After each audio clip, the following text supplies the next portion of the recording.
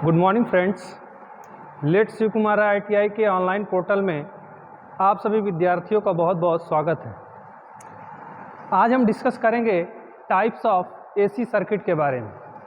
AC circuit हमारे कितने प्रकार के होते हैं तथा इन्हें हम कैसे समझेंगे, इसके बारे में आज हम डिस्कशन करेंगे। तो सबसे पहले हम देखेंगे टाइप्स ऑफ AC सर्किट।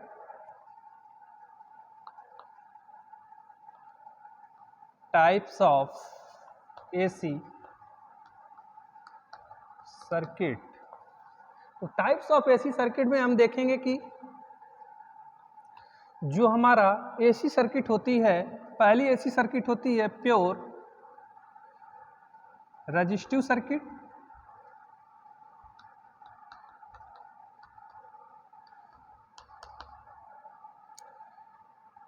या इसे R सर्किट भी कहते हैं। दूसरी जो हमारी सर्किट होती है ये होती है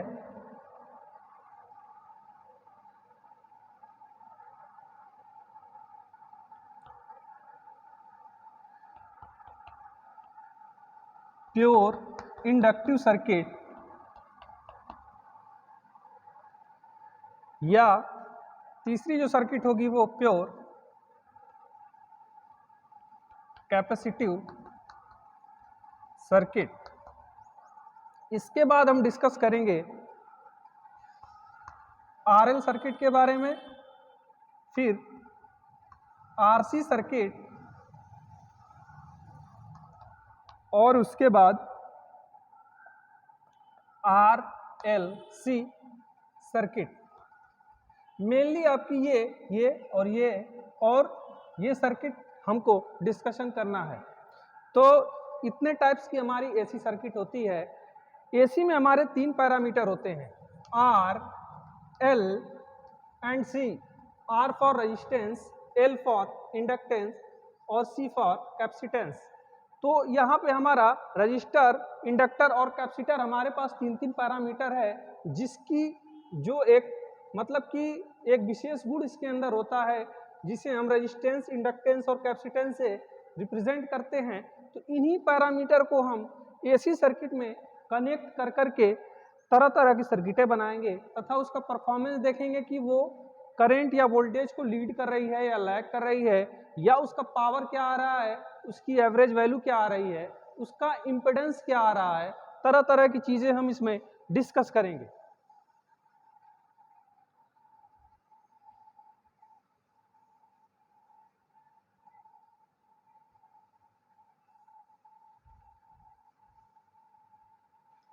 सबसे पहले हम इसमें डिस्कस करेंगे प्योर रेजिस्टिव सर्किट को।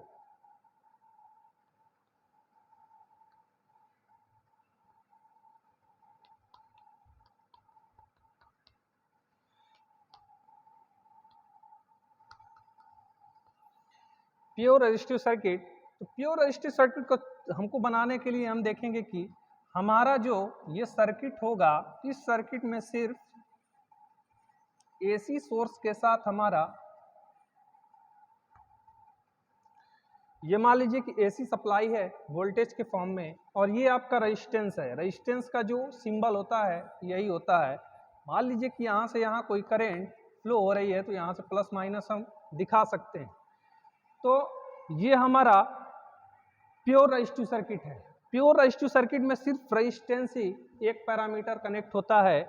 प्योर रेजिस्टिव सर्किट का जो यूज होता है ये DC में सेम DC जैसा ये सर्किट होता है। इस सर्किट को अगर हम समझेंगे तो इस सर्किट को समझने के लिए मान लीजिए अगर हमको इस सर्किट में करंट या वोल्टेज ज्ञात करना है, उसको ज्ञात करने के लिए हम ओम के नियम को लागू कर सकते हैं। ओम्स लॉ के अनुसार यहाँ पे हम करंट, वोल्टेज या रेजिस्टेंस की वैल्यू को फाइंड कर सकते हैं। जैसे मान लीजिए कि यहाँ पे हमको वोल्टेज निकालना है, तो वोल्टेज निकालने के लिए हम क्या करेंगे, V बराबर IR ओम के नियम के अनुसार, तथा अगर हमको रेजिस्टेंस निकालना है तो रेजिस्टेंस बराबर V अपान I लिख सकते हैं। इस तरह से हम प्योर रेजिस्टिव सर्किट में अपना पैरामीटर, अपना रेजिस्टेंस का मान या वोल्टेज का मान फाइंड कर सकते हैं।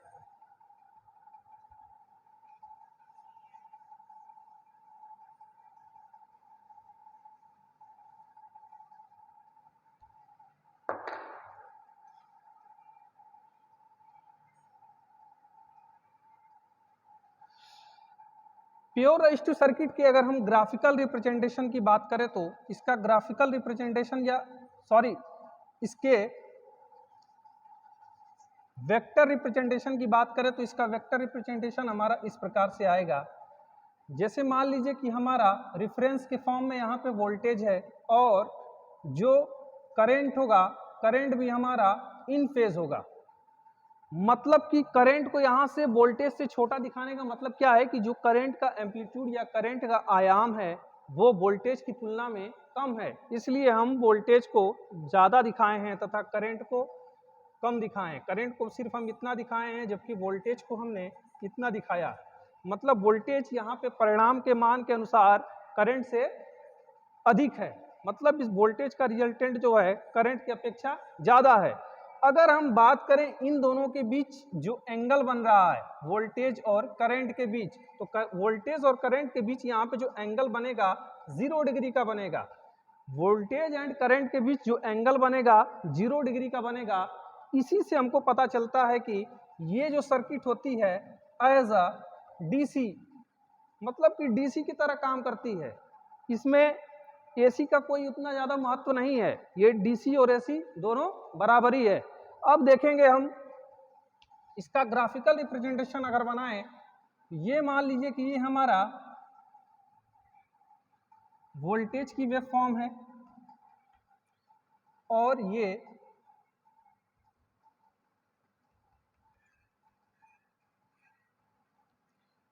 करंट की वेव फॉर्म है। वोल्टेज और करंट की वेव फॉर्म हमारी इस प्रकार से बन गई है। हम देख रहे हैं कि दोनों के बीच एंगल हमारा 0 डिग्री है। इस प्रकार से हम देख रहे हैं कि ये सेम डीसी की तरह ही प्योर रेजिस्टिव सर्किट हमारा वर्क कर रहा है। अब अगर बात करें यहाँ पे पावर की, तो इसमें हम जब पावर निकालेंगे पावर, तो पावर बराबर होता है वोल्टेज इंटू करेंट। तो एसी के केस में वोल्टेज और करंट जब पावर हम निकालते हैं तो हमेशा इसका आरएमएस मान हम लेते हैं, तथा इसमें अगर वोल्टेज एंड करंट के बीच कोई एंगल होता है तो हम cos फाई से गुणा भी करते हैं। तो यहाँ पे हमारा फाई का मान 0 डिग्री है तो यहाँ पे इसका मान 1 हो जाएगा, इसकी वैल्यू 1 हो जाएगी क्योंकि cos 0 का मान 1 होता है। तो यहाँ पे हमारा जो पावर आएगा V इंटू आई आएगा। तो हम जब पावर की बात करें पॉजिटिव साइकिल में या निगेटिव साइकिल में, तो ये यहाँ पे सबसे इंपॉर्टेंट कॉन्सेप्ट अब शुरू हो रहा है, इसको ध्यान देने की बात है। पावर की अगर हम बात करें तो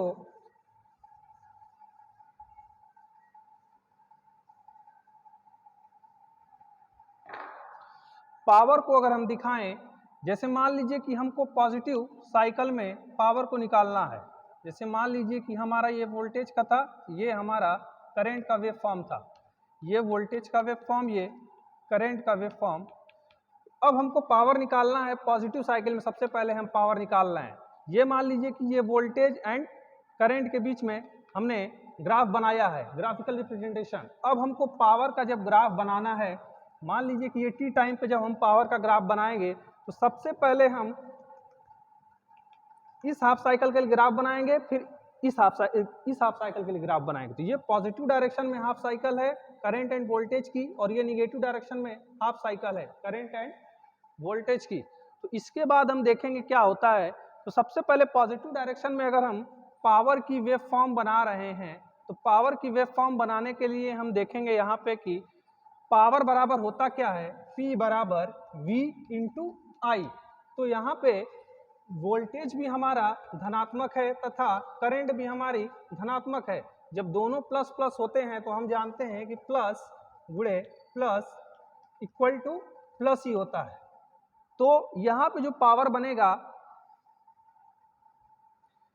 इस तरह से पावर हमारा बन जाएगा। जबकि बात अगर करेंगे हम निगेटिव डायरेक्शन में, अब तो निगेटिव डायरेक्शन में भी हम इस तरह से पावर को बना सकते हैं। जैसे मान लीजिए कि निगेटिव डायरेक्शन में अगर वोल्टेज की बात करें तो निगेटिव डायरेक्शन में वोल्टेज हमारा -V गुणे करंट भी माइनस में है, -I।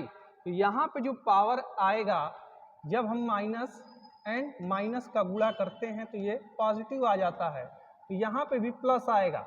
मतलब कि पावर की साइकिल चेंज नहीं होगी, पावर हमेशा हमारी एक डायरेक्शन में प्योर रेजिस्टिव सर्किट में फ्लो होगी। तो इस तरह से हम इसको समझ सकते हैं, पावर हमारी हमेशा प्लस डायरेक्शन में ही आ रही है। तो प्योर रेजिस्टिव सर्किट का ये सबसे इंपॉर्टेंट कॉन्सेप्ट था पावर का। इस तरह से ये सर्किट हमारा कंप्लीट होता है। इसके आगे की बातें हम नेक्स्ट लेक्चर में करेंगे। तब तक